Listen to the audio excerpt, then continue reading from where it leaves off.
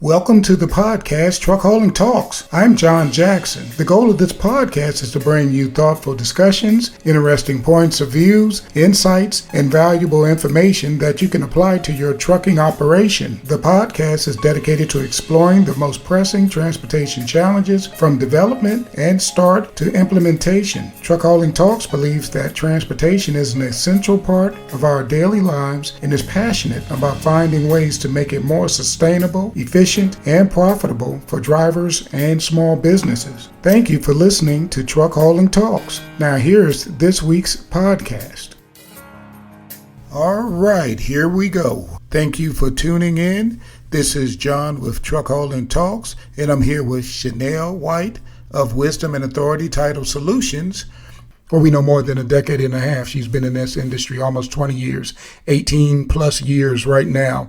And we're discussing Ifta and what's required by drivers to meet those regulations from Ifta. Okay, Chanel, you brought up some good points about what it is the drivers should be doing. And I have a question for you. Do you think that they're doing these things just out of not knowing better, or are they trying to hide something? Is someone trying to hide something and they found a loophole somewhere, and that's the reason why they don't keep accurate records the way that you've asked them to or requested them to do? What's your take on it, and how do you feel about what it is that the drivers are doing? Is it just, operator error, driver error, or was something going on in some of the cases where someone was trying to hide something from you?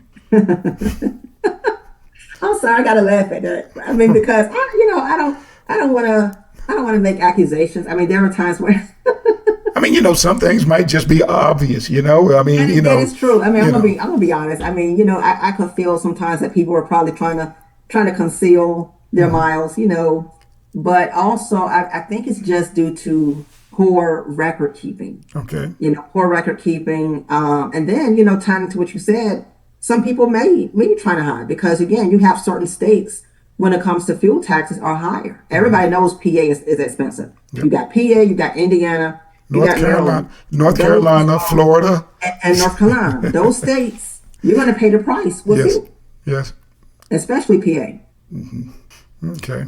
So I guess they want to say they took a different route to get around that state. I don't know. And DMV, they will audit you. They have their systems and formulas in place, and I've seen this happen a lot. They will audit you, So if you feel like I'm just going to hide some miles and whatnot, they will find out. Okay. They will. Okay.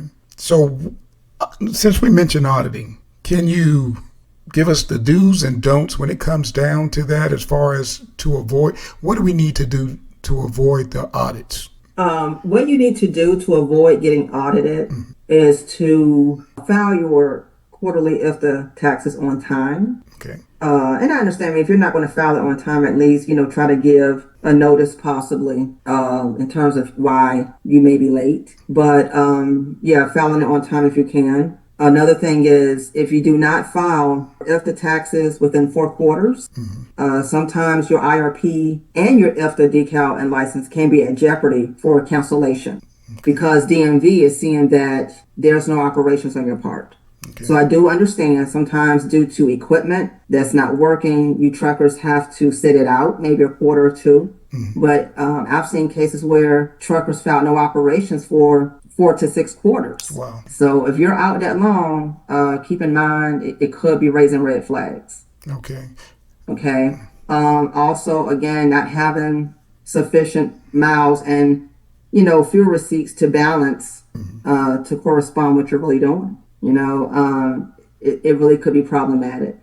Okay. So you really want to make sure you have good record keeping skills. That's why I recommend, you don't have to do what I'm suggesting, but to make it easier on yourself, I recommend the weekly status of, calculating those miles and, your IFTA receipts and whatnot, taking it aside and saying, okay, this is how much I did this week per state or per jurisdiction. This is the amount of fuel that I, purchased this week per jurisdiction. It's going to be much easier for you. Okay, thank you. Thank you for that information. That's another golden nugget she set right there and put right in front of us drivers. If a driver needs to sit out, let's say 1 or 2 quarters because of mechanical reasons for their tractor, so they're down, what's the proper way of handling that with the IFTA requirements? What should we do? So in the event you are sitting down, you're out of operations for that 1 or 2 quarters, you are still required to file the IFTA, tax report. You're still required to file that. Okay. DMV, they don't want to hear that, okay, well, my tractor isn't operable. Okay, that's a good reason, but nevertheless, you still got to file. That's according to DMV. Okay. And if you don't file, then of course there will be late fees and penalties assessed depending on your state. All right. So if you got 0 miles, I guess you got to send in the paperwork with 0 miles on it. Now, do we need to put down a reason why it's 0 miles, or they don't care about that part? So when you're doing the filing, there is a section that says no operations. Okay. So that's the option you'll be looking for. All right. Thank you on that information. Is there another example that you could share with us where you see, I'll put it this way. Is there another common error that you've noticed from drivers that's happening that should not be happening at all when it comes down to dealing with the IFTA sticker and the operations and doing what they're required to do? So the IFTA quarterly filing, no more examples for that one, but I want to say with your IFTA license, totally separate. It's a totally separate thing that you must also file and apply for as well.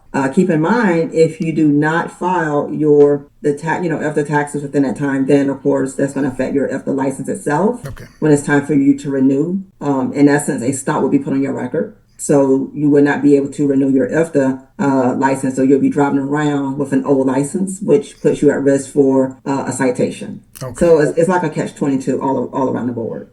Okay. All right. So drivers, if you're looking to get into having a company for yourself, having a truck for yourself, becoming an owner-operator, a lease driver, or a small business, if you're trying to start up a small business in trucking, make sure that you're following the guidelines and the rules that they have in place for us. We don't need any more citations. We need to find a way where we can reverse those anyway. A lot of time the citations are coming in place because it's things that we're doing as drivers, the habitual offenses that we're doing, that they're noticing an uptick in, that's causing us to have some type of law put on us. So we're trying to find ways to not have to come out of pocket for anything when we can avoid it. So make sure that you're doing everything you need to do when it comes down to dealing with the fuel situation. It's not just the price at the pumps that you have to deal with. There's also the taxes that you have to file. Okay. Thank you, Chanel. That was great information on that. Is there anything that you'd like to add to this particular segment or scenario that you can think of, or something that you would like to share with the drivers that they need to stop doing, that you want them to stop doing when it comes down, dealing with their IFTA?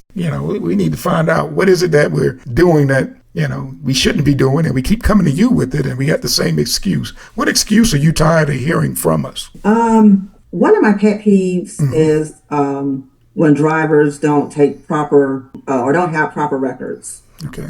With the fuel receipts and the miles. I've seen drivers just scribble miles down, and they expect me to somehow interpret what they're trying to say. It's not going to fly. Okay.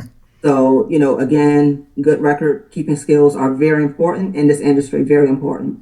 Okay. And you don't want to just throw down numbers so you can get through that quarter, because it will catch up with you. Okay. So, I really hope that you guys have some type of, record book pertaining to the IFTA miles. If you're doing it manually, have something that's already lined up so you can just fill in the information, or go ahead and use that ELD and make sure your ELD is updated and working properly, so that you will not be experiencing a lot of, system or software related issues with your ELD either. And that will give you the best results as possible when you're trying to file for your IFTA. Okay. So we can't use the shoebox full of receipts, huh? Well, I've seen it happen. I've had, and let me just add this as well. Oh my gosh, I don't know how I forgot about this. I've seen the truckers bring in, oh my gosh, receipts after receipts. I know what y'all ate for lunch, breakfast, and dinner, hot dogs, subs. The list goes on. The tools that y'all bought for the truck, all kinds of things. I'm like, and I've told some of the drivers, I'm like, look. All I care about are your receipts Right. for fuel. I don't need to know what you ate for lunch and for dinner.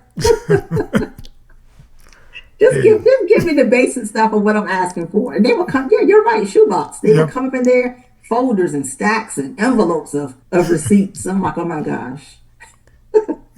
Well, it all, you're purchasing it, all of it at the same location, so it can happen. You just see the name of the truck stop, and they. But you know what's funny? I mean, sometimes, and I hear what you're saying, but sometimes I will see a separate food receipt, and there's no fuel on it. I'm like, what in the world? Well, it's a totally separate location. Well, they were looking at the price. The price of food nowadays at these truck stops has gone up too. Everything has gone up, so we wanted to balance out as far as giving us the money per mile.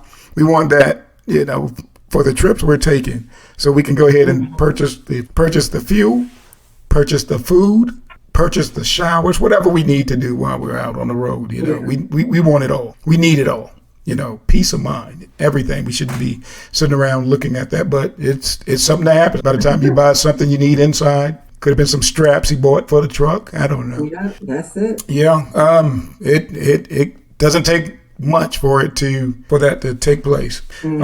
Okay, Chanel, we thank you. Thank you for this information that you're giving us drivers. Make sure that you tune in to her channel, Wisdom and Authority Title Solutions. She has one on YouTube.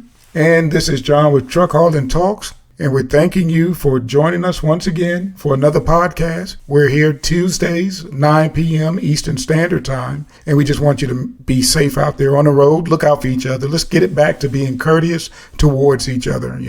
Let's not go down the road angry, upset, holding on to something that happened in another state 200 miles ago. Let it go. Let it go. The person didn't see you. The mirror wasn't adjusted properly.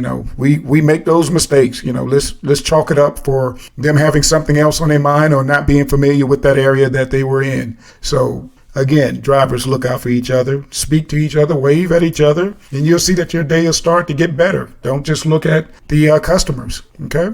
All right. Thank you again, Chanel, for joining us. Like, share, subscribe, leave a comment. Be safe, drivers. Truck Hauling Talks can't make this podcast a success alone. You'll be joining a transportation community who share the same dedication to this important topic. Not only will you hear about the latest videos when you subscribe, but you'll also have the opportunity to engage with Truck Hauling Talks and other subscribers in the comments section. So what are you waiting for? Hit that subscribe button and explore the world of transportation with us. Be safe, driver.